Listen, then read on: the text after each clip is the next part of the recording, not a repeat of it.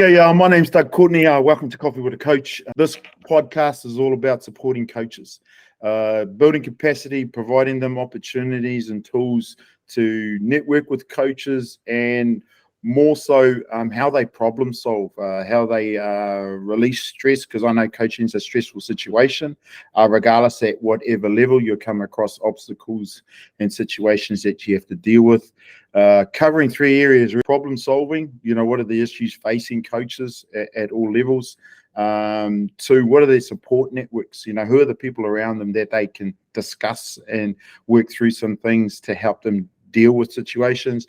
And the third one, what do you do outside the game to help you de-stress, declutter your mind? Because I know in a normal season it's quite busy, but the coach we're talking to, his season seems to go on and on and on. So a person that I've known for a long time, coached at New Plymouth Girls High, Taranaki Mountaineers, assistant Tall Blacks coach, applying his craft in Japan.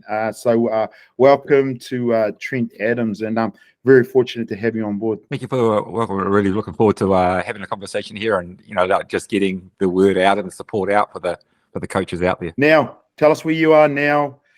Give us an idea on what your journey has been so far to get to the place that you are now. Long journey, doing lots of different things. Right now, I'm in Shamani, working with the Shamani Magic here. Paulie Hanari's the head coach. He's been coaching over here for a few years, and I was fortunate enough to, help out a little bit over the last couple of years. Very long seasons over here, lots and lots of games, and I was able, during my off season, to sort of create a contact with Paulie and Zico when Zico was here, and it blossomed into an opportunity.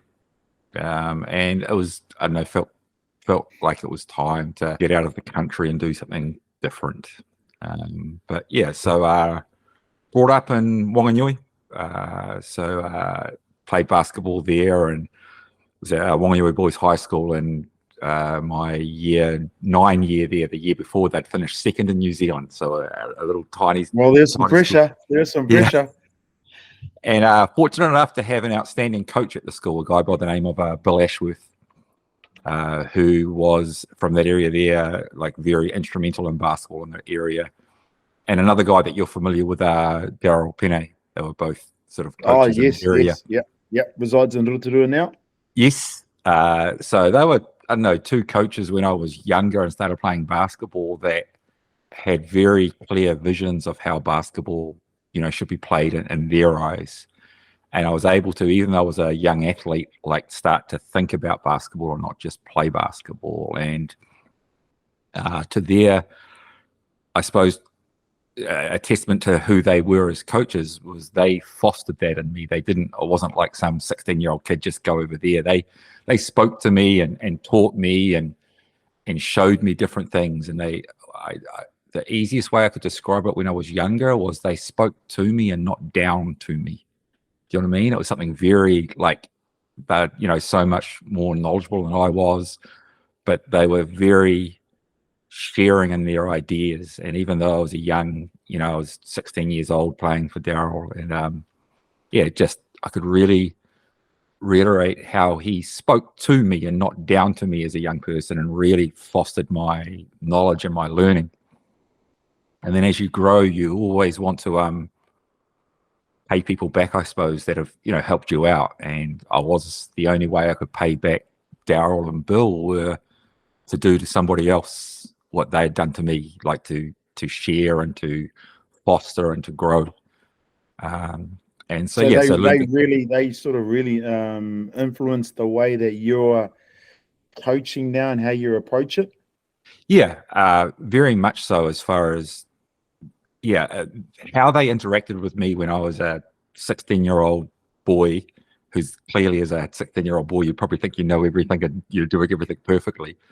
But just remember the conversations I had with them away from the basketball court. I remember going to Daryl's house, and he'd give me videos of NCAA games, like Final Fours and Michael Jordan and all these types of things, and just sitting on the doorstep, just talking about basketball and and different things and different experiences. And yeah, it's something that all I can think about is like they saw something about how I saw the game or how I wanted to be involved. And it's something very much that I've carried on board when you're dealing with young athletes, whether it be at school or rep.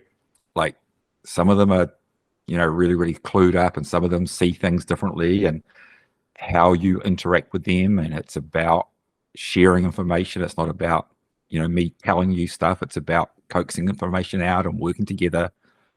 And yeah, Daryl and Bill were very, very instrumental in my sort of journey in basketball. And yeah, something that I'm very thankful of how they interacted with me, I suppose, was the biggest thing.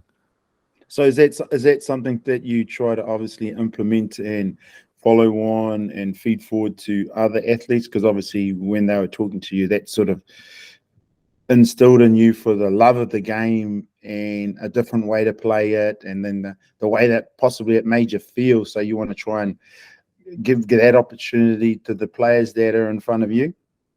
Yeah, and so learned basketball through them and from them, and I ended up moving to New Plymouth, and was fortunate enough to coach at New Plymouth Girls High School. And yeah, same way, like you've got 15, 20, 30 girls turning up to a trial, and you end up picking these 12 girls, and they've all got a million things happening in their life, but some of them are really, really engaged around, I want to learn this way, and I see basketball a little bit differently, and then you're like, well, cool, let's talk about that. Like, let's see things those way, and it's not about me being the coach and talking down to you. It's about, sometimes you need to be told off because you aren't doing but also there's times that we can just have a conversation around basketball and what you see, and you're out on the floor and you see things through your eyes. And very much around, especially, you think about the amount of coaches in our country that are coaching at high school or rep level. So they are very much dealing with athletes that are growing as people and as players, and their knowledge is, really, really expanding about what they get exposed to. And it was just important how you speak to them, and they see things a certain way, and that's not wrong. It might be a little bit different to how you want them to see things, but cool. Why did you see that? Like, what were you looking at? What was the tell? And yeah, how you interact with these young athletes has a massive bearing on how you grow, but also how they grow. And that was something that I really learned off Bill and Daryl. Like, they were really instrumental with how I wanted to interact with high school or primary, like with kids. And then from there, where did you go after that? So yeah, ended up was at New Plymouth Girls High School for 10 years, and during that time ended up doing some New Zealand age group opportunities. A really cool opportunity. I ended up on a national age group staff with Daryl again, which was cool to sort of like, yeah, I get a chance to do this. And then was doing some NBL stuff. So started off with Warren Osborne as an assistant coach with the years. First sort of year when they were involved, I was just in the background helping out, wanting to be a sounding board, understanding, as we're talking about now, the pressures of a head coach and what that brings on, and just me coming along to practice. And man, like, this is what I see. Like, not here to tell you right or wrong, just this is what I see, this is what I do. So when you spend time with Bones, what sort of things did you see in terms of how he dealt with the pressures of being a head coach in the NBL at that time of so where NBL was? Bones was Bones was all in for this team, and he had invested a lot of resource into that team, and it was a massive goal of his in the area to get back into like NBL, like coming from second division, and the time and energy he put in that to get it back to where it was, or where he wanted it to be, was instrumental. And then once you're back in the NBL, resources become the issue, correct? Like resources, i.e. players, assistant coach, like all of these things, like, cool, we've got here, but now all of our resources. And it was just, with those first few years back, you're trying to attract talent to the region. So as you've got the resources, you're trying to understand who are the people in the area that can provide assistance, whether it be in manager role or assistant coach role or just at training to help. Do you know what I mean? And it was one of those things, well, and he's invested so much time and energy. I want to make sure that if he just needs something, that there's somebody there. Like you're not. So you could have sort of like you said before, you were possibly one of his sounding boards then to talk through some of those things that were in front of him, so he could navigate that. Yeah. So it was just, I'm a voice. I'm a person that's here, and if you need to vent, you need to talk about stuff. And then it got to the point whereas I don't know. I suppose I come under a technical aspect. I suppose people, use those quote unquote technical. And so I was able to sort of talk to him around, I see what you're doing offensively here. Have you thought about this? Have you thought about that? Those types of things. But it was just more about, it's sometimes coaching's lonely. Like sometimes it's really, really lonely. And I wanted to make sure he wasn't alone. Do you know what I mean? And then through there, you build relationships. And now, my biggest mentors are Bonesy and the late Coach McKean. Do you know what I mean? And we would have unbelievable conversations. You could pick up the phone and give them a call and say, hey, can you help me out with this? And if you got, I knew you might have had an issue with this. I'm in something of a similar situation. Were those conversations happening? Yeah, because as you said, so I'm getting involved in NBL coaching, and I suppose I'm in my 30s. You know what I mean? So I'm young and dumb and don't know anything really. You know what I mean? And then situations happen, and then like between Bones and Coach, they've dealt with that situation. Do you know what I mean? And they've got a way of how they dealt with it, so they can share with you how they got around this or how they dealt with that. And then you're like, cool, you know what I mean? Like, yeah, I think I'm going to attack it that way, or yeah, I think that's a good idea for those people, but my people are a little bit different, so I'm going to take that on board. I'm going to do it like a different way. Like we didn't always, like come to a perfect solution between us, but I always had their. But you had your support there though, that you could bounce your ideas and take what was great for you, and then obviously potentially put into a situation you're involved in there at the time. Yeah, so very much so, and it was great. Like, as far as they've been through it, they've done it, they've got an opinion, they've got a story, they've got an experience, and so I can listen to these things and go, oh yeah, that's a good way of approaching it. Like, how do I approach this topic? How do I talk to this player? How do I set this up? How do I?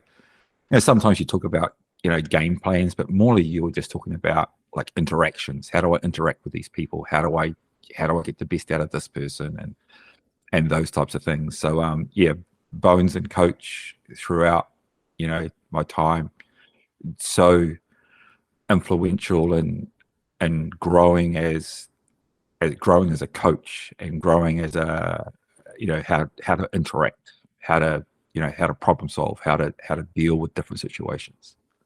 Now, talk us through your first head coaching gig at the Mountaineers, and then through the years, give us an example of a couple of things that you had come across that you had seen before, and then how did you navigate those sort of situations? First start coaching in the NBL, and it's important to be you, but I know I felt that I was young, so all of a sudden I felt like I needed to like justify my decisions. Do you know what I mean? Like, okay, I want to do this, and then you'd go into this big spiel of why you're doing this. Oh, because and you're trying to show that you belong, and by showing that you belong, you're very much doing things in the past and not in the future, because you're trying to talk about, I did all this research and I figured this out and I figured this out, and you're trying to show that you belong. And that's something that I'd always tell coaches that are stepping up levels is, you're at that level, somebody believes in you, just go forward. Don't now try and justify why you're there. Swim. You know what I mean? Like, go for it. And it was something that when I was younger that I was very much, looking back now, spent way too much trying to justify my decisions. And I remember So I'm a young coach. Coach McKean has created some context for me. So I was able to reach out to Sean Dennis and sort of just share ideas with him. Through Coach McKean, I was able to speak to Nene, you know what I mean? And then I went to a camp, and Nene just goes out there and go, we're doing this. And that's what they did. And there was no sort of explanation as to why they were doing that. It's just, I'm the coach, we're doing this, get this done. And I'm like, yeah, like there was no need to justify, why you've made these decisions. You're just like, I've done the research, I've figured this out, I've done all the study, this is what we're doing. Well, you don't have to talk to them about the 50 hours of study you did. You just, cool, I'm the coach, this is what we're doing. And I sort of remember, because I was fortunate enough that in a small place like Taranaki, I was able to coach a lot. So I was coaching New Plymouth Girls High School at the same time I was coaching the Mountaineers. And I realized at Girls High School, I wasn't giving them a big, huge explanation. It was just like, right, we're doing this, let's go. You know what I mean? Like that was it. And to them, I was probably, a name or something. So therefore, because I had a name, I didn't need to justify what I was doing. I was like, well, if I'm not justifying it there, I just, as long as you're confident in the work you've done behind the scenes, that it's like, this is good, this is what's going to happen. Within that season, when you're doing both the girls and the ears, obviously the time pressure is huge. Yes. For you, dealing with young ladies and then dealing with men, obviously there's, correct me if I'm wrong, a little bit of adjustment that you have to have in terms of your approach.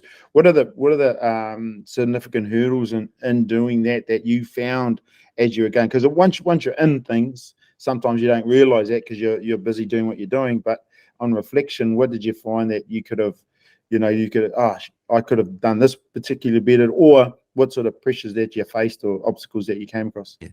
So NBL's sort of weird. Like it's the highest level of coaching in the country, and it's like 18 games. You know what I mean? Like it's 20 weeks, it's 18 games. It's based on the schedule, it probably works out at about 3, maybe 4 practices a week. So it's sort of like, in all honesty, once you get into the season and you've got some double headers and travel, it probably works out to be about 3 trainings a week for 20 weeks and 18 games. Yeah. And at New Plymouth Girls High School, it was term 2 and term 3, so we're looking at about 20 weeks. We played in a school league and a women's league. So there's 20 games, 2 games a week, and then we probably had 2 trainings a week. So I was working on somewhere around sort of, once you got regionals and sports exchanges and nationals, I was working on around 55, 60 games at Girls High School where I got to problem solve. I was working on somewhere like around 50 training sessions where I got to like figure out, how do I implement this? How long does it take? And then at the NBL level, it's 18 games. It's about 50 practices and that's it. So what I learned was how to be more concise with delivering information and problem solving. So I'm coaching NBL and we're sort of doing things this particular way. I'm coaching Girls High and we're doing 100 things wrong, but I can't fix 100 things today. So on this timeout, what are the 2 things I'm going to address? Like what 2 things are going to make the biggest impact right now today? Oh, let's address those 2 things.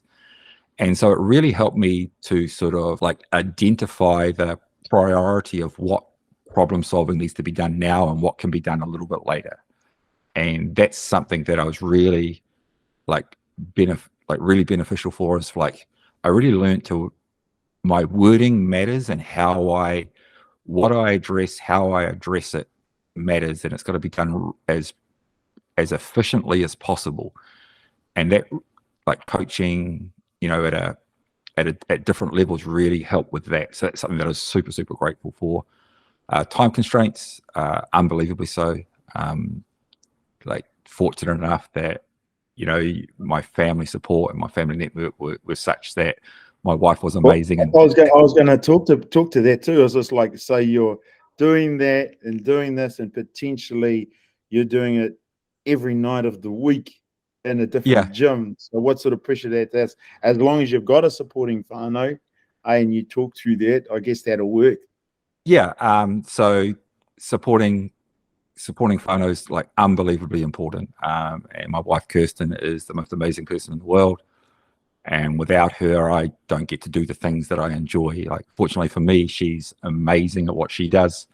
And she was able to, like, do an amazing job to put us in a situation that I enjoy this thing over here, but there's not many jobs that actually pay to do this thing, but I enjoyed a lot. And if I could sort of make it work, if we do this and do that, do you know what I mean? Like, I think, you think about it, there's 11 NBL head coaching jobs in the country. I think 4 of them are taken up by people outside of the country. So there's like 7 New Zealanders right now that are getting, paid in an NBL. And I suppose there's some coaches at the big private schools that potentially are like, in charge of basketball. There's not many jobs that in basketball.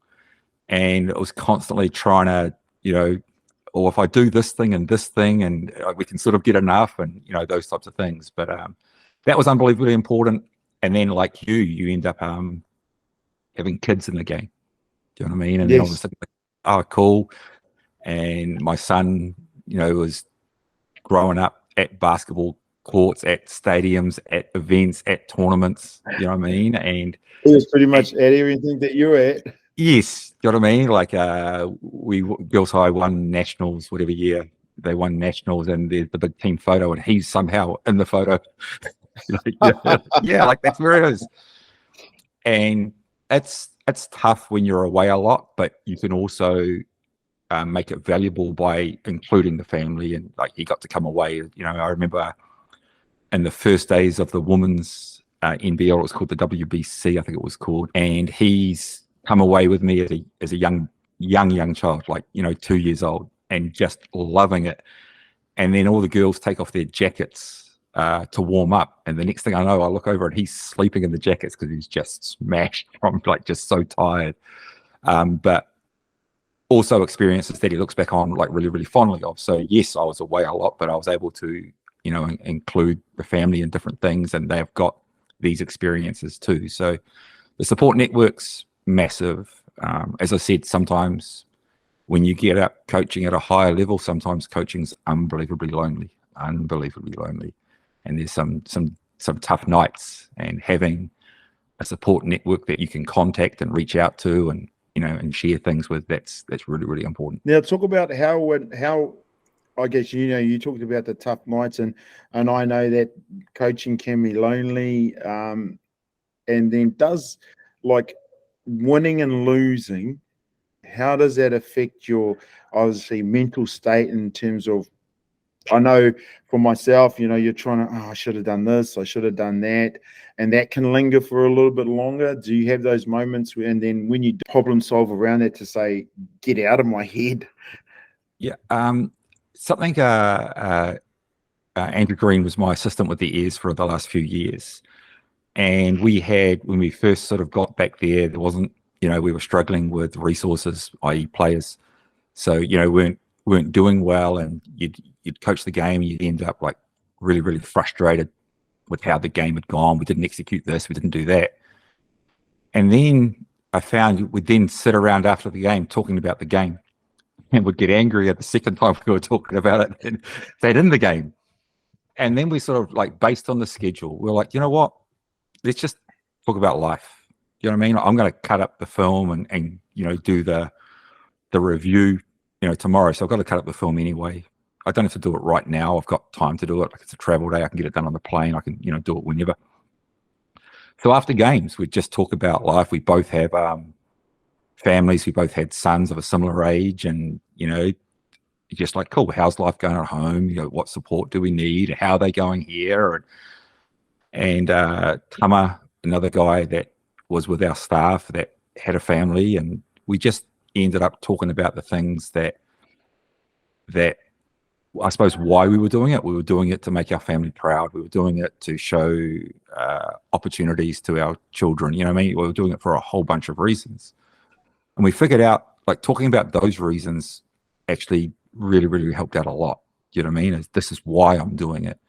And then tomorrow I'm going to cut up the film, and I'm going to get angry that we didn't show when we were supposed to show, and we didn't do this and we didn't do that. You know what I mean? But I'm like, I don't need to spend like the whole game and then another 3 hours getting angry over the same thing. Like I didn't train it properly that week. The guy didn't get whatever the case may be.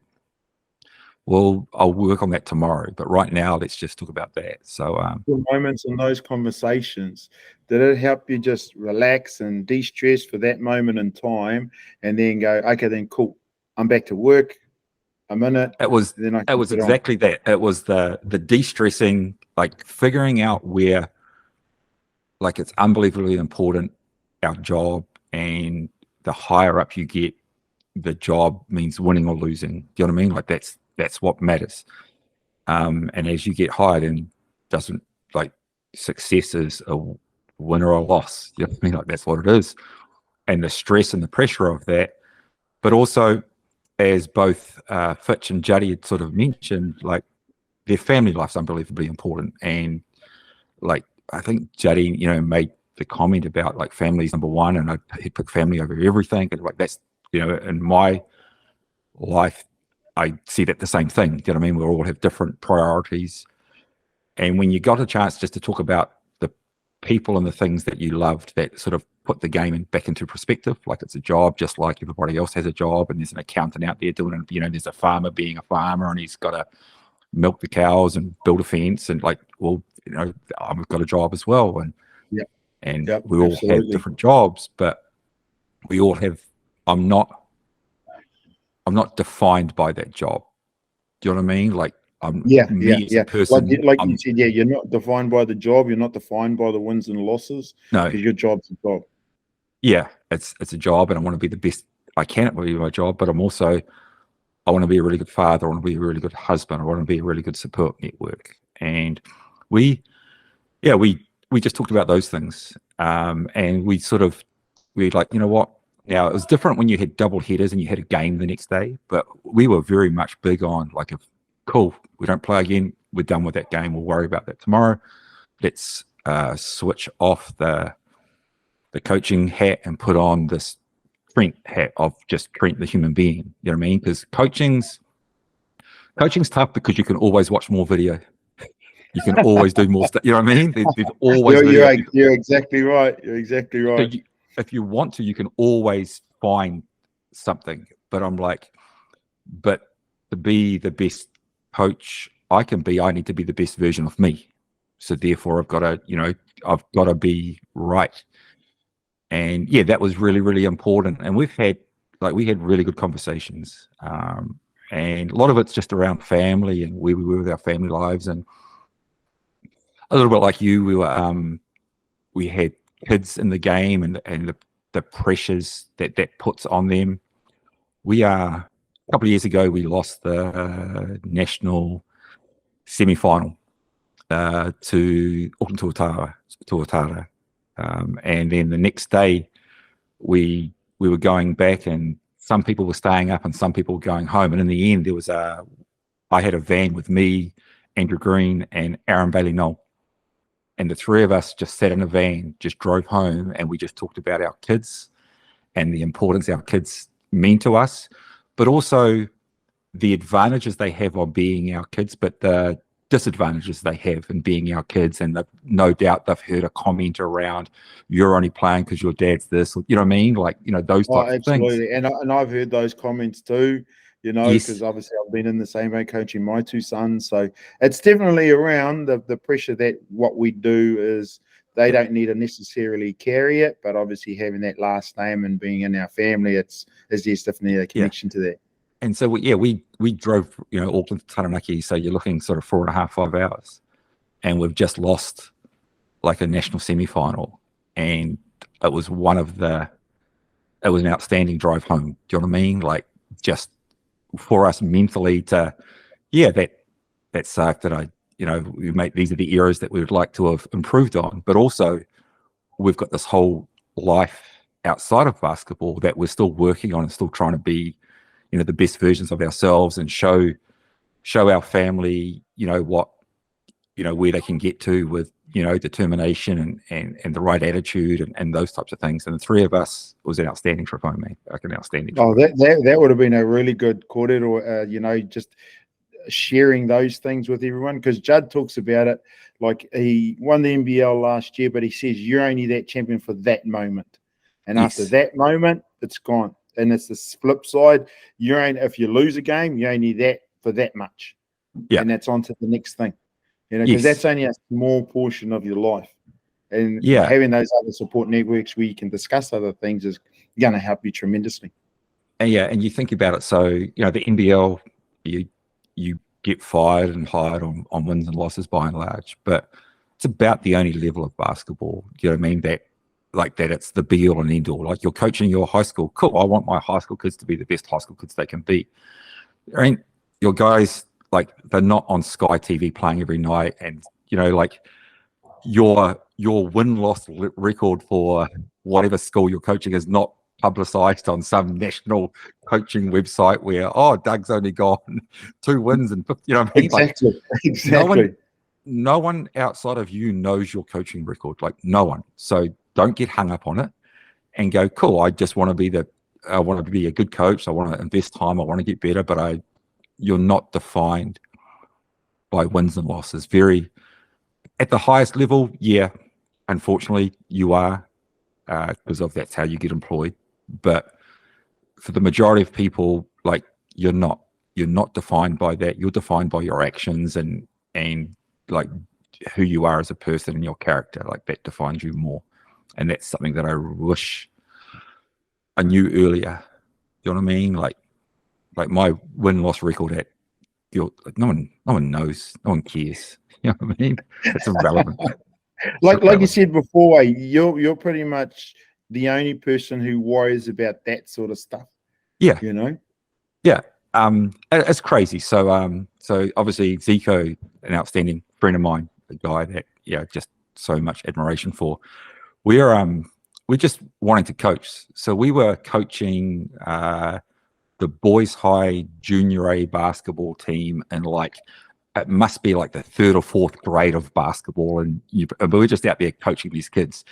And then a week later, we both get announced as All Black assistant coaches. Do you know what I mean? But we're just, these kids want to get better. Yeah, let's do this. You know what I mean? We're coaching against 40-year-old, 50-year-old men that are just sitting in the zone because they're just trying to get, they just want a weekly game and just get out with some mates and have a good time.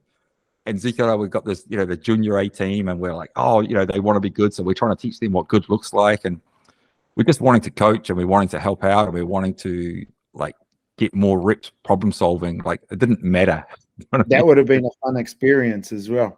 Oh, yeah. You know what I mean? Because coaching's problem solving, and you just want to get reps at solving problems. Now, obviously, the higher level up you are, then maybe your problems are different. Do you know what I mean? Because they've got the skills, so now it's all tactical. But at a lower level, it could, I'm running this play to get everybody a 3-point shot, and not anybody in my team can make a 3-point shot. Well, maybe you should run a different play. What's the problem solving here?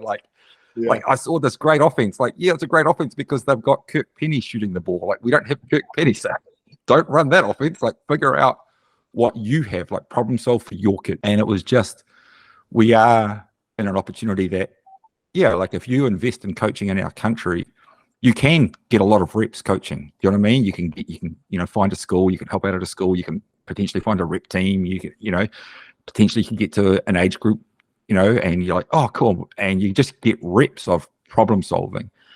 And then when you get these reps, that's what helps you grow and helps you understand, this is who I want to be as a coach, and where this is going to take me, and what my little specialized area is. Do you know what I mean? Actually, I like coaching, but this little aspect of coaching, I love that. That's the bit that really gets me going.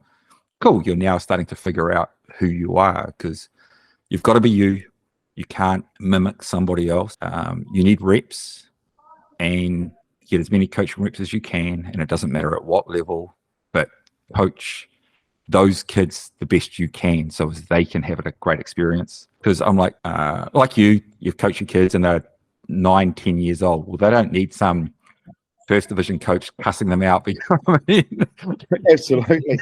Yeah, they don't need right that. Now, this is my audience. This is what they need. This is what they need from me. Figure that stuff out. And the more different aspects of coaching you get to coaching, that's what really helps you narrowed down, like this is what I want to be. And then, cool, now that I've focused on this is the support network I need, and these are my little outlets. Like, and it's funny outlets. So Coach and Bones we have a Saturday morning breakfast club. We got motocross, rugby, football, like all these different aspects. And we just talk around stuff, and each week somebody comes in with a different problem that they're dealing with. And now I get to talk about like the interactions that you have, and not necessarily the X's and O's. Do you know what I mean? Like it's really. And I do feel like the interactions that you have are highly important, and they obviously connection, and we're talking basketball, to the X's and O's. So if you can know the person, and like you said before, you know your audience, and then obviously you can make sure that you're giving them the right information, and then they can do what they need to do.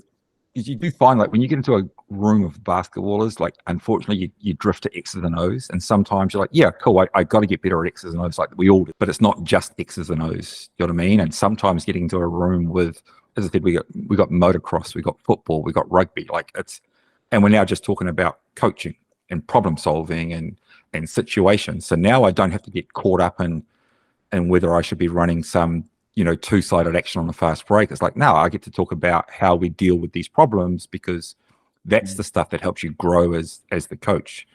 Now, yes, that's a great segue into how's Japan? Like, how are you? Yeah. Like, not even the basketball side of things. What are you dealing with living? Is there a huge language barrier? How are you navigating that, or is English spoken in the basketball circuit? Basketball is an English language, so there is a lot of that. We have 12 players, 5 staff, and then probably another 5 health staff. So out of that, the 12 players, 1, 2, 3 of them don't speak English. So we've got a lot of people that are either bilingual, or obviously like the imports are just English speaking. On the staff, all 5 of the coaching staff speak English, so a couple of them are bilingual. And then on the support staff or the health staff, there's 2 of them are also like speak English. So in the situation I am in, not a massive barrier. Sometimes it is when obviously you're trying to get a specific message to a specific person, and that if it happens to be one of the non-bilingual players, you're trying to find the bilingual person to get that message across in the right manner. But we do have enough of those people in and around the team that we can communicate. Paulie has been here for a few years, so they've all sort of understood the basketball terminology about what we're talking about. Like, they all know that stuff in English, which is really, really good. So if we're talking about, the need to double a post, or we're now going to be, hard showing, or whatever the case, but they know the English version of that. It's more around if you've got a specific thing about, we need you to be a little bit more patient in the corner, and you're lifting out of the corner too early. Okay, I now need one of the other support staff to help me get that message across. And you just immediately start looking for, right, who's here that I can use to get this message across as quick as I can. But yeah, so that's a lot better here than it would be in a lot of the teams, I imagine, as far as the amount of English speaking players and staff that we have has helped out. We have a couple of translators on the team to help with those types of issues as well. But yeah, that's been good. Stylistically, it's different. Talk us about the length of the season. How do you navigate that? And then obviously the time away from family. Yeah, length of the season. So it's a 60-game regular season. Sorry, can you repeat that? Can you repeat that? It's 60 games you play in the regular season. You play every weekend, and you'll play that same team Saturday and Sunday. Do you know what I mean? So I do the prep for instance, we're playing a team on Saturday. We then play them again on Sunday. And then half of the season, you'd play a Wednesday game as well. So sometimes you get the Saturday, Sunday, Wednesday, Saturday, Sunday, which is pretty pretty full on as Wow. far as That would be fun. Like, I'm just thinking coaching staff, turnaround, film, review, preview, adjustments, the pressures to just do that. Yeah, so the time pressure is a key component of that. Obviously, the higher up you get, the more technology there is at your disposal to help with that time pressure. So using Synergy or Sports Code or those types of things can really help in turning information around on a quick basis and making sure the information we're giving the athletes is up to date and as real as possible. So as you move up, there is more technology available to you. But yeah, so we'll get a scout out to a team, game plan for it, and then we play them Saturday. And if we're happy with that, we roll it back. If we need to make changes, either schematically or personnel based, we'll then get that ready for the Sunday game. And then there'll be a review done on Monday that's shown to them. And then if we have a Wednesday game, then on the Tuesday after the Saturday, Sunday, we then show them another scout for the upcoming team. And you just, wow, it's full on. My hard drive's pretty full of footage. So when you're doing that, and you touched on the time pressure, game finishes, obviously because of the technology, and the Synergy would be just outstanding for that, where you can just pull stuff from it. In terms of your own, say you have to cut up some stuff. Give us an average time frame? Yeah, it's tough to say. A day off, a day after a game is a day off, and that's probably the most hectic day of my week, as far as that's the day that I have to get everything prepared, for the following opposition. And I've done some pre-work before that, as far as these are the games that we're going to be cutting up. We can use Sports Code, and that's sort of most of it's cut up, so I can grab all of the offensive possessions pretty quickly from their last 3 or 4 games, like whatever it is. So we'll pick around 4 to 5 games that our upcoming opposition, we're going to cut up 4 or 5 of those games, based on how much stuff they run and how different it is, or how much pressure it puts on your base rules. So these are our base defensive rules. Most of the stuff they run fit into our rules, and we can use our rules on the majority of this stuff. So let's show them that stuff, but we don't have to necessarily dig super deep into that. Whereas these 4 plays put a massive amount of pressure on our rules. So we've really got to make sure that we get some reps on the floor with these ones here and understand the alterations we have to make and the things that we have to be aware of. So you're sort of just looking at, Paulie's been here for a long time, and he's, been really good defensively the entire time he's here. So he's got these really good foundational habits that you're trying to we just play game to game to game. So your habits are, what you are and who you are. And the better job you do of putting those habits in means that when little things come up, then we can deal with them. And we've got to be alert to either personnel. While this team has a bunch of pick and pop centers, so they're going to provide a different sort of area of attack versus, this team, all of their centers are just screen dive guys. So personnel and those types of things become, important. So you go game day, you go day off, you go cut up your stuff, and then it's into training the next day. Yeah, and based on the workload, as far as if it's a Wednesday or a Saturday, it could just be we're going to, for argument's sake, we're going to just go through this at 70%. Do you know what I mean? Like it's not super live because we're going to play again. Or if we've got a full week off, cool, let's put in these 3 or 4 plays on the Tuesday, then let's put in these 3 or 4 plays on a Wednesday, and we're going to do these at live pace and all live because we've got that time. But when you play 60 games, the best ability is availability. You know what I mean? And making sure your players are available. And that's something that I, when I was away with Pero with the Tall Blacks, is Pero did an outstanding job of checking in with his leaders to find out what their workload was like, as far as, how were the leagues feeling after a long travel day, and is this going to be like, I had a practice plan, but everybody's cooked, so there's no point having that. Let's just make that a shoot around and a skill session, and some guys can just be off to the side, stretching and getting their, recovery in. Versus, okay, we've had a couple of days to recover now. Let's make sure this one's alive because we play in 2 days' time. So seeing I guess that, like you said it before, it's understanding and having that relationship. Because like if I said that to my high school boys, nah, coach, I'm tired, So and you don't want to be in that situation. And then you sort of think about it, and Pero, and as far as his what he's done in our games, unquestionable.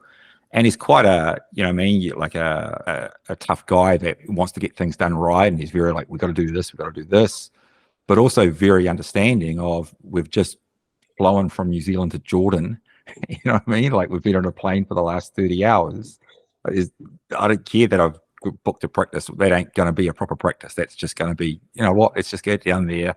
Let's everybody get their recovery in. Let's make sure the health staff are on top of things, and they're going to, like, that it's going to be a health staff training, not a team training. And like, that's what needs to happen right now. And actually, as you said, having that understanding of your athletes and what's required at different levels. And as you said, sometimes you'll check in with your team and they're like, oh, I'm a little bit tired today, and it's like, oh, hold up, it's been 4 weeks and we haven't practiced yet. Everybody's been tired.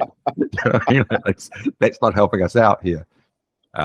But I don't know, it's become more and more prevalent around workloads, not workloads for players, but workloads for coaches, and what needs to be done, and how can we spread this out, and how can we support one another. So you can really see the advances we've made in the sport as far as workloads matter, making sure not only our players but our coaches are as fresh as can be for these important games. Like, you think about the Tall Blacks and they're away at a World Cup, or like, they need to be on top of their game, not just the players, but the coaches need to be like really, really like clued in to, like, I need a timeout now, or, oh, they've gone small, we can go big and we can really punish them inside. Like, they've got to be really like mentally on top of things. So making sure that everybody is in the best position they can be, both players and athletes, something that's really important.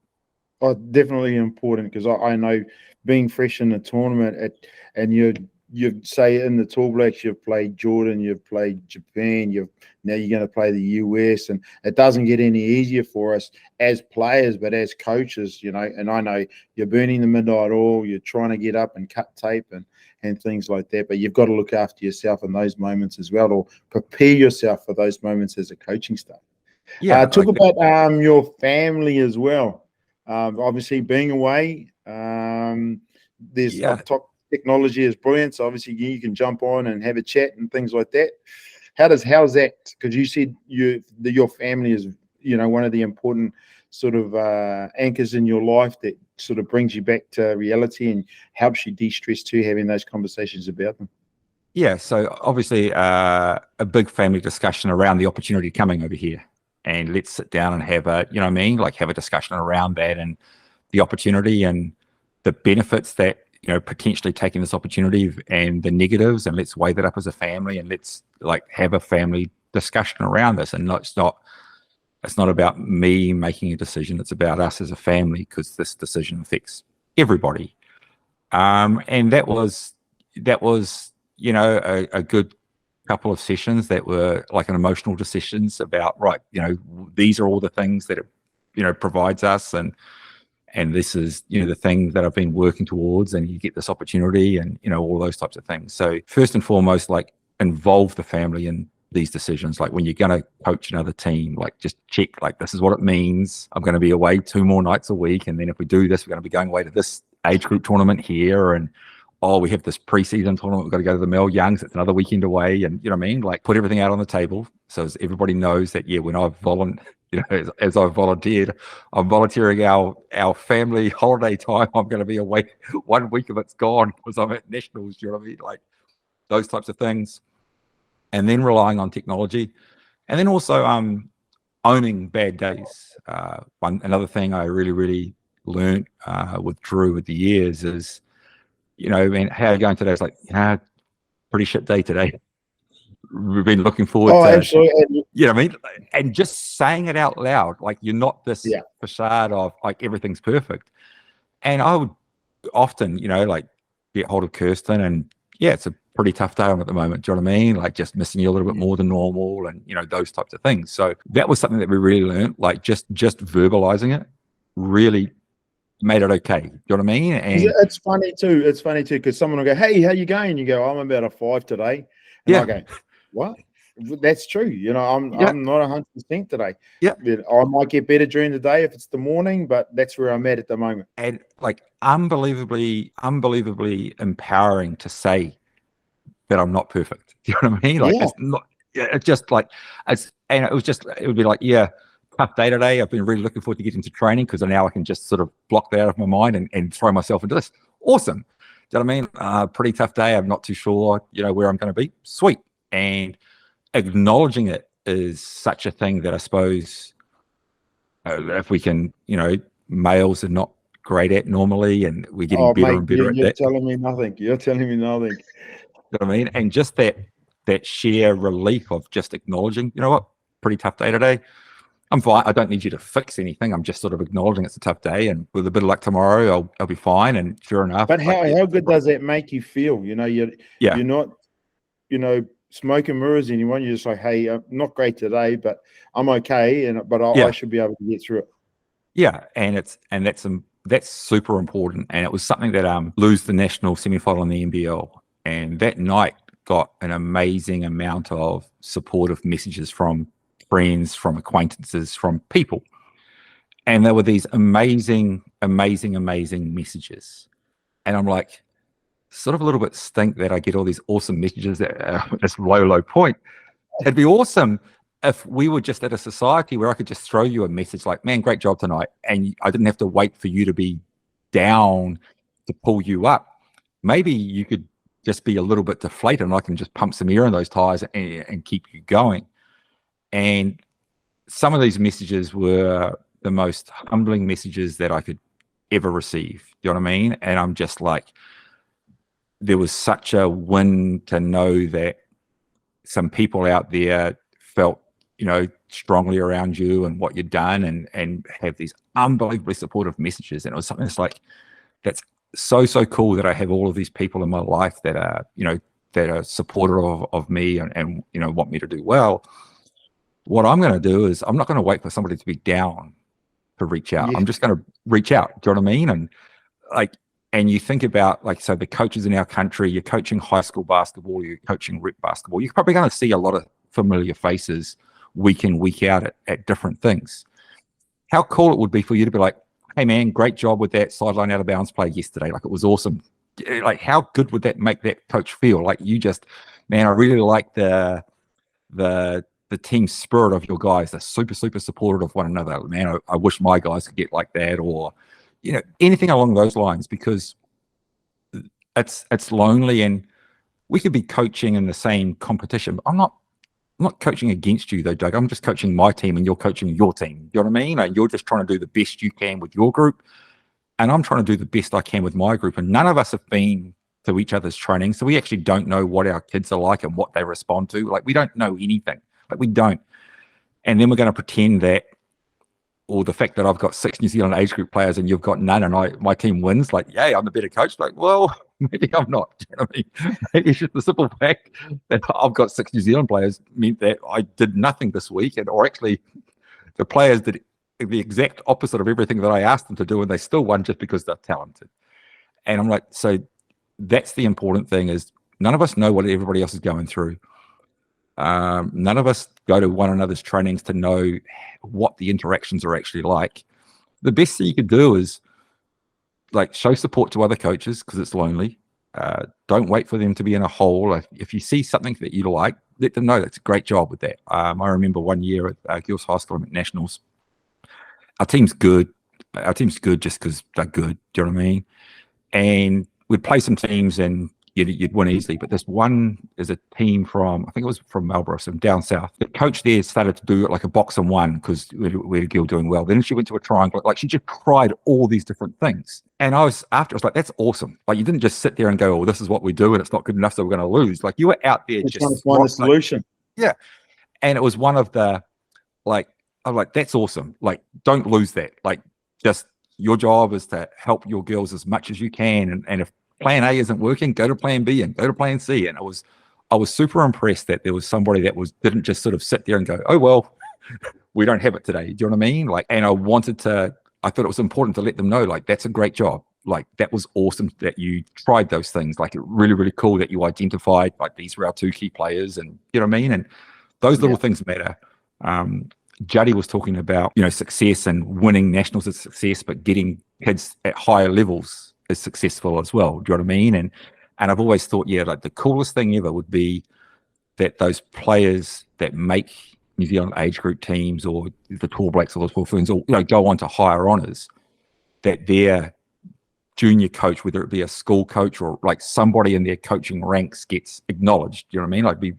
To me, the coolest thing would be you get a New Zealand team and you get your singlet, but you also get these 2 extra singlets that you get to gift to non-family members. So you could be anybody that has been influential in your growth as a person, as a player, and then, someone that you can acknowledge that, hey, coach, thank you for helping me out. And I had some stressful days, but you were there with me and we talked through some stuff, but thank you very much for that. And I appreciate you. Yeah. Like, so Pledge makes the tour, and then he comes back from his tour and he knocks on your door and says, thanks for, and that little acknowledgement that, man, you helped me out. Like that's going to keep you in the game more than, absolutely. There's 7 pro jobs in New Zealand. I'm trying to get one of those 7 jobs. Like, no, like what's going to happen is Pledge is going to come in and he's going to knock on your door and go, thank you. Like you believed in me as a young athlete. You really showed me the way. That's the stuff that we need. And I'm like, yeah, we've got to do that more. We've got to acknowledge. So obviously 10 years at Gills High, so coached against coaches a lot. And I remember Shane from Napier and Brian from Hutt Valley. We'd see one another every year at regionals and every year at nationals. Every year. You know what I mean? And it was just, hey man, how's your group going? Oh yeah, I quite like us this year. Oh, we're not quite, you know what I mean? Like, and we would go to these tournaments and just catch up. Hey man, how's things going? And we all wanted our teams to do well, but as we were coaching against one another every year for 10 years at regionals, at nationals. Like we learned about them as human beings as well. And that's the important part. Like, yeah, you're all trying to win as coaches, but it's lonely. It's lonely for everybody. If we just talk to one another more, and great job here and a little word of encouragement there, and all of a sudden we've got more coaches like in the game. And you've built a relationship over time. Yeah. So you think about that. So I'm a school coach in Auckland, and Aaron Young's got an Auckland team. And I just reach out to Aaron, like, hey man, I like this, I like that.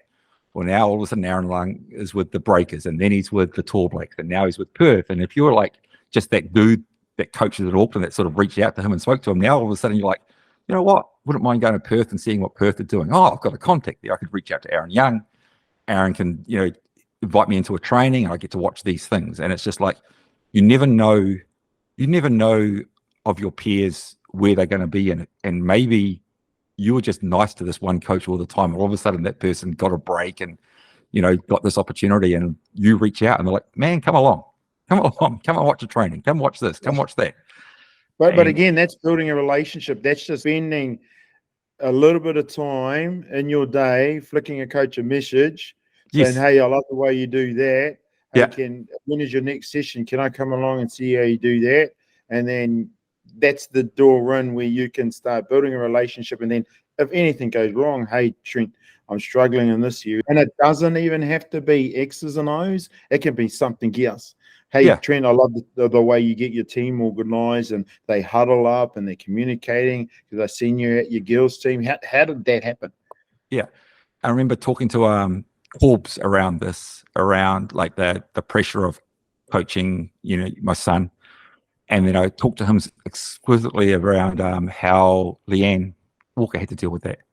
with her girls, and he was involved in all of those teams and what that dynamic was like. And I get that it's Charlize and she's, this one of a kind sort of athlete, but there was pressure nonetheless of that, and Corbs was with that. So you know what? I'm actually talking to Corbs around how did Leanne deal with, coaching her kids and the expectations she put on them versus, where they were in the pecking order of, well, these are still elite players, but they still are, the coach's daughter and what that means. And there's just, there's so many different people that have covered so many different experiences that you can learn from. Do you know what I mean? And it's creating context, and don't be afraid to start that reach out. Don't be afraid to reach out first. Do you know what I mean? Like, just, you'll be amazed at how, hey, how are you? I really like how your team does. Like, the coach is going to listen straight away. Like, somebody's complimenting me. Like, this is awesome. Do you know what I mean? Like, yeah, this is cool. And it'd be like, man, I really love that slide out of bounds. Like, oh yeah, I stole that off X. You know what I mean? Or yeah, I stuffed it up, but I like this. You know what I mean? Like, at all of these different levels, we're all going to see something that you're like, oh man, that's pretty cool. You know what I mean? Like, that's pretty cool. Well, like you said, though, it's like, don't be afraid to reach out. Nah. Most people are online, drop them a message somewhere. If you bump into them, get up there and say, hey, I love the way you do this. Can you help me out with this? I've got an issue with that. And it's starting to bounce ideas and build relationships. Now, moving on to the next thing, I want to ask this. You're in Japan, stressful, I guess, the number of games, living away from home. What do you do when you're not doing basketball? I know you got 60 games, so there's not much time to do something else. But what do you do to de-stress? So mental health, number one priority. Physical health, unfortunately, is a little bit not quite on the same par, and I'm conscious of that, and I'm trying to constantly find ways to, like, physically get moving. It's winter here, so it gets pretty cold, and it's going to snow in bits and pieces. But when I got here, got a mountain bike. I mean, you know what? I'm just going to bike around as many places as I can, and when I got here, it was like crazy hot. Do you know what I mean? And I'm like, oh, cool. I can just bike around and just sort of stay active. Then you're like, oh, cool. It's pretty flat. I can sort of, go for a walk, go for a jog or whatever. Just got some band, so I could do some band work either in the morning or the night, just to sort of, do that. So I'm far more diligent around my mental health, and I need to improve my physical health as far as, making sure I'm on top of things. So I have started a little kettlebell workout, just to stay active and get a sweat up and, stay as healthy as you can. Being here, I've improved my eating. Like, that's been really good. Like, here by myself, so I'll do meal prep, and something that I never used to do, but all of a sudden I'm meal prepping, and that's my next, 3 nights meal sort of taken care of there, and they're all good to go. So when I'm in the middle of a video session, cool, I need to get some food in me, and so that's been good. So it's really important that I suppose improve my eating habits to go alongside of that. We all know, if you're just watching video as a coach and just eating whatever and not getting out, all of a sudden you can grow pretty quick. You know what I mean? You definitely can. You definitely can. Now, tell us what you're doing with your mental health. Is there something specific? Is it meditation? Is it something else? Is it reading? So every day do some form of like meditation around that, just to center myself and, do those types of things. Contacting family, like, really, really important. That's huge. And then making it, you know what I mean? So I'm here, and I'm like, well, I need my home to be my home. So if I've got to spend some money to get, make my home more homely, so as when I come home, it's not like, oh, I'm coming home to this barren place. Do you know what I mean? Like, it's not my home. Putting some home comforts there that it feels like your home. Do you know what I mean? So please tell me you've got a poster of Taranaki somewhere. Yeah, and so exactly that. Like, this is the mountain, and this is what matters to me, and this is my family, and this is what matters to me, and making sure like I reach out to them. And the other thing I've done is like I don't call home, I call Miller, or I call Zach. You know what I mean? It's not like I'm just going to call home and sort of catch up with. No, I'm going to have some one-on-one time with my daughter, my son, my wife, and I try and do that. Miles Pearson, a guy that I reached out to a bit. Drew, a guy I reached out to. Brent Matahari down in Otago. You know what I mean? So through basketball, I've met all these people, and you try and how's things going, and just reach out and talk about different things. I was on the phone to Drew last night. So it's communicating with the people that matter. It's centering yourself and realizing that you are more than a coach. You are an individual. First and foremost, you happen to coach. And so that's important. That's really, really important. Is I'm not defined by a job. You know what I mean? Like I'm defined by my family. I'm defined by the things that truly matter around, my son, my daughter. Am I a good role model for them? Have I led a life that, inspires them, that, that reaches out to them and touches them? Like that's what I'm defined by, even though I have a job that is coaching basketball. That's outstanding, because you've got to be you, and you got to be truthful to yourself. And again, between yourself, Judd, and Coach Fitchett, that's a priority. It's their family, which brings them back to an equilibrium. And then you can go, okay, then cool. That's who I am, really. That's the most important, occupation I have, is being a father, a husband. Now, young Trent Adam walks in the building. What sort of coaching advice are you giving him? Be true to yourself. Believe in yourself. And as a young coach, you don't have to feel like you know everything, because you don't. So just what you don't know is you don't know. Like that's like acknowledging that is like the best thing, because that lets everybody know that you're real. Like, I'm not just going to fudge my way through this. Like, you know what? Oh, not sure. I'll check onto that. So being vulnerable when the moment comes is fine. Like at 35, at 45, at 55, at 65, like you don't have all the answers. And things are going to come up that you've not dealt with. That's fine. Like that's what coaching is. Do you know what I mean? I remember, Zeke and I were talking about that, as far as, somebody that has 20 years of coaching experience versus somebody that's coached the same way for 20 years. Do you know what I mean? Like, well, you actually got 1 year of experience that you've replicated 20 times versus you've got 20 years of experience. Like, like you aren't going to coach. I don't coach now like I did when I was 35. Like I don't, like now there are some aspects that are true to who I am, but it's a different game.